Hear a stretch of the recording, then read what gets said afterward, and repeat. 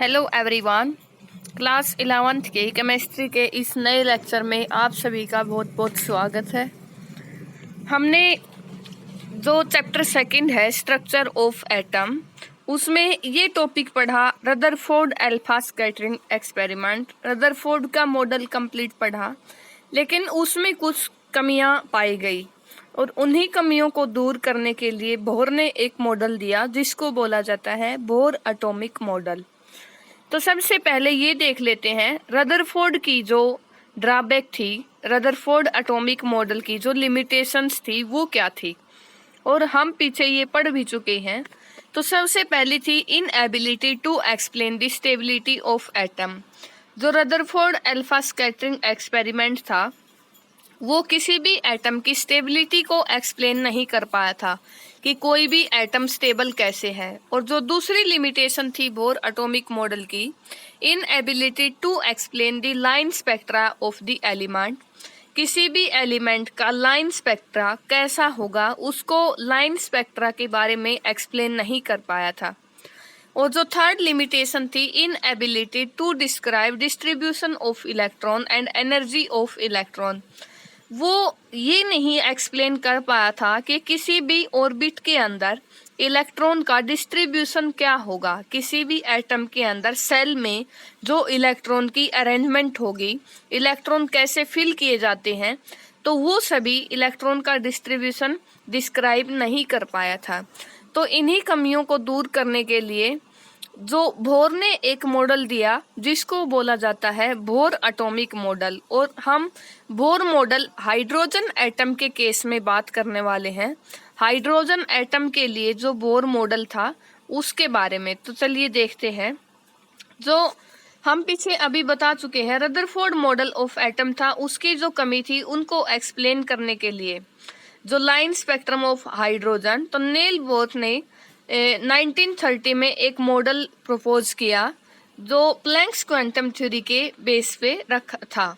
तो उस मॉडल को बोर एटॉमिक मॉडल बोला गया या बोर मॉडल ऑफ एटम, जो नील्स बोर साइंटिस्ट था उसी के नाम के बेस पे। तो उसके क्या क्या पोस्टुलेट थे हम ये पढ़ते हैं। तो सबसे पहले ये था कि कोई भी एटम है, small heavy positively charge nucleus, जो एटम है उसके सेंटर में, उसके सेंटर पे एक small positively charge, positive charge का जो न्यूक्लियस है वो होता है। और इलेक्ट्रॉन रिवॉल्व करते हैं एक सर्कुलर ऑर्बिट में। न्यूक्लियस के चारों तरफ जो सर्कुलर ऑर्बिट है उसमें इलेक्ट्रॉन रिवॉल्व करते हैं। और large number of circular orbit में से जो theoretical possible around the nucleus, the electron revolve only in those orbit which have a fix value of energy.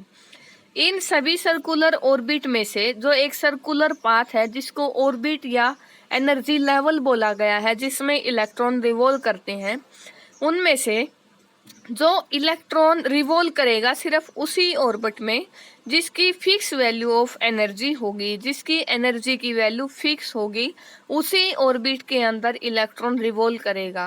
Hence these orbit are called energy level और stationary state. तो इन orbit को जिसकी energy fix होगी उसको energy level या stationary state बोलते हैं।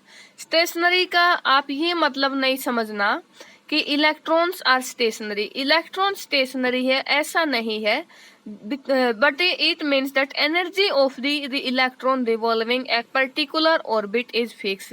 एक पर्टिकुलर ऑर्बिट के अंदर जिसमें इलेक्ट्रॉन रिवॉल्व कर रहा है उस ऑर्बिट की क्या है कि एनर्जी उस इलेक्ट्रॉन की इज फिक्स और does not change with time. Time के साथ चेंज नहीं होगी एनर्जी, उस इलेक्ट्रॉन की एनर्जी जो इस पर्टिकुलर पाथ में रिवॉल्व कर रहा है उसकी एनर्जी फिक्स होगी, एक डेफिनेट होगी। तो डिफरेंट एनर्जी लेवल, जो अलग अलग एनर्जी लेवल हैं उनको 1 2 3 4 एटसेट्रा ऐसे डिजाइन किया गया है। जो फर्स्ट ऑर्बिट है उसको के नाम दिया गया है के, और जो सेकंड ऑर्बिट है उसको एल से रिप्रेजेंट किया गया है। आगे ऐसे ही थर्ड, फोर्थ और fifth M N O P. जो थर्ड ऑर्बिट है उसको एम से रिप्रेजेंट किया गया है। और shell closest to the nucleus, सबसे पहले जैसे ये न्यूक्लियस, उसके बाद पॉजिटिवली चार्ज जो एटम के सेंटर पे होता है, उसके बाद जो पहली सेल है, फर्स्ट सेल या फर्स्ट ऑर्बिट, उसको के बोला जाता है, के। नेक्स्ट को एल, उससे आगे एम और एन, ऐसे चलेंगे। तो फर्स्ट है जो के, उसके बाद आप इसमें देख सकते हो डायग्राम में, जो फर्स्ट ऑर्बिट है उसको के, फिर नेक्स्ट को एल, एम, एन। और एन जैसे पहली सेल है या पहला ऑर्बिट है, तो एन की वैल्यू 1, नेक्स्ट एन की वैल्यू 2 और नेक्स्ट एन की वैल्यू 3। तो उसके बाद जो एनर्जी है डिफरेंट स्टेशनरी स्टेट की, हाइड्रोजन एटम के केस में जो एक्सपेरिमेंटल पाई गई है, जो डिफरेंट स्टेशन, अलग अलग जो स्टेशनरी स्टेट है जिसकी एनर्जी फिक्स होती है, उन स्टेट की एनर्जी क्या होगी, E N is equal to -2π² M E raise to power 4 divided by N square H square. हम ये देख लेते हैं, ई एन तो क्या है, energy of N H state, और M the value of M, M होगा मास ऑफ इलेक्ट्रॉन, ई होगा यहाँ पे चार्ज ऑन दी इलेक्ट्रॉन, और एच होगा प्लैंक्स कांस्टेंट। प्लैंक्स कांस्टेंट की वैल्यू हम जानते हैं, हमें पता है। और उसके बाद ई एन है जो, वो होगा, अगर आप जूल पर एटम में एनर्जी बताते हो तो ये वैल्यू आपको याद रखनी है, E N is equal to -21.8 into 10⁻⁻19 divided by N square, और जूल पर एटम। एन यहाँ पे होगा नंबर ऑफ ऑर्बिट या नंबर ऑफ सेल बोल सकते हो, फर्स्ट ऑर्बिट है या सेकंड, थर्ड, फोर्थ, लाइट, डिस्क। और ये आपको फार्मूला लर्न करना है, इसी के बेस पे हम आगे न्यूमेरिकल्स करेंगे। E N is equal to -21.8 into 10⁻⁻19 upon N square joule per atom. और अगर इसको इलेक्ट्रॉन वोल्ट पर एटम में हम निकालते हैं तो -13.6 divided by N square electron volt per atom, या फिर -1312 divided by N square kilo joule per mole. अगर किलो जूल पर मोल में निकालते हैं तो आपको ये फार्मूला लर्न करना है। और जो एक इलेक्ट्रॉन वोल्ट है वो कितने जूल के इक्वल होता है, 1 electron volt is equal to 1.6022 into 10⁻⁻19 joule, इतने जूल के इक्वल होता है 1 इलेक्ट्रॉन वोल्ट। और उसके बाद ये फार्मूले वगैरह हमें सभी लर्न करने हैं। और एन की वैल्यू क्या होगी, 1 2 3 ऐसे, फर्स्ट सेकंड थर्ड जो एनर्जी लेवल है उनके लिए number of shell first second third ऐसे 1 2 3 होंगी। और जो फर्स्ट एनर्जी लेवल है, जैसे एन की वैल्यू 1 होगी, वही तो न्यूक्लियस के सबसे क्लोजेस्ट होगा, और उसी की एनर्जी क्या होगी, लोवेस्ट एनर्जी। सबसे पहले ये न्यूक्लियस, उसके बाद फर्स्ट सेल है, जो फर्स्ट सेल एन की वैल्यू 1 के से रिप्रेजेंट करते हैं, और फर्स्ट एनर्जी सेल है ये, और पहली सेल है तो एन की वैल्यू 1 के इसकी रिप्रेजेंटेशन, और ये न्यूक्लियस के सबसे पास में है, क्लोजेस्ट है, और इसकी एनर्जी लोवेस्ट होगी। ऐसे अगर आप दूसरी सेल लिखते हो तो उसकी एनर्जी ज्यादा होगी पहली सेल के कंपैरिजन में। ऐसे हम न्यूक्लियस से दूर जाते जाएंगे तो एनर्जी बढ़ती जाएगी। तो सबसे कम एनर्जी जो फर्स्ट सेल है उसकी होगी, जो न्यूक्लियस के क्लोजेस्ट है और लोवेस्ट एनर्जी है। फिर जो एनर्जी है अलग अलग सेल की, फर्स्ट सेकंड थर्ड फोर्थ, ऐसे फोर्थ सेल की सबसे ज़्यादा, फिर थर्ड, और फर्स्ट सेल की सबसे कम। और के एल एम एन सेल में के सेल की एनर्जी सबसे कम होगी। और फॉर हाइड्रोजन लाइक पार्टिकल, जैसे कि helium positive, lithium 2 positive etcetera, hydrogen like मतलब जैसे He पॉजिटिव, हीलियम का एटॉमिक नंबर 2 होता है, और He पॉजिटिव मतलब उसमें से एक इलेक्ट्रॉन निकाल दिया गया है तो इलेक्ट्रॉन बचा 1, और लिथियम का एटॉमिक नंबर होता है 3, और 2 पॉजिटिव मतलब उसमें से 2 इलेक्ट्रॉन हटा दिए गए हैं, निकाल दिए गए हैं, तो इसमें भी कितना इलेक्ट्रॉन बचा, 1 इलेक्ट्रॉन। और हाइड्रोजन में भी कितना होता है, 1 इलेक्ट्रॉन। तो hydrogen like particle, helium positive, lithium 2 positive ions containing 1 electron.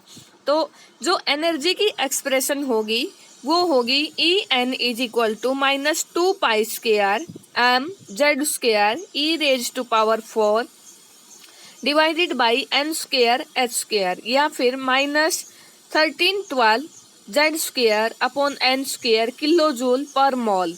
जैसे जेड यहाँ पे एटॉमिक नंबर होगा किसी भी एलिमेंट का, और हीलियम के लिए 2 और लिथियम के लिए 3। और radii of the stationery state of hydrogen atom, कोई भी जो स्टेशनरी ऑर्बिट है जिसकी एनर्जी फिक्स है उसके लिए एक्सप्रेशन होगा उसकी रेडियाई का। कोई भी जो फिक्स ऑर्बिट है उसकी रेडियाई का जो एक्सप्रेशन है R N is equal to a naught N square. और ए नोट यहाँ पे है 52.9 picometre is the radius of the first stationary state. जो न्यूक्लियस के क्लोजेस्ट वाली जो फर्स्ट स्टेट है उसकी रेडियस, न्यूक्लियस के जो सेंटर से यहाँ तक की डिस्टेंस, वो होगी ए नोट। पहला स्टेशनरी जो स्टेट है उसकी रेडियस, और उसको क्या बोला गया है, बोर रेडियस। और hydrogen like particle radii of the stationery state, hydrogen जैसे पार्टिकल्स के लिए जब रेडियाई निकालेंगे स्टेशनरी स्टेट की तो फॉर्मूला आएगा R N is equal to a naught N square divided by Z. Velocity of the electron in different orbit, जो अलग अलग ऑर्बिट के अंदर इलेक्ट्रॉन है उनकी वेलोसिटी क्या होगी। वेलोसिटी का जो एक्सप्रेशन है V N is equal to V naught multiply by Z divided by N. V naught यहाँ पे रहने वाला है 2.188 into 10⁻⁸ centimetre per second is the velocity of the electron in the first orbit of the hydrogen atom. और जो electron revolve करता है in those orbit which have fix value of energy, electron सिर्फ उन्हीं ऑर्बिट में revolve करेगा, rotate करेगा जिसमें ऑर्बिट की वैल्यू फिक्स हो, ऑर्बिट की जो एनर्जी होगी उसकी वैल्यू फिक्स होगी। इलेक्ट्रॉन किसी भी एटम का can have only certain definite और डिस्क्रीट वैल्यू ऑफ एनर्जी।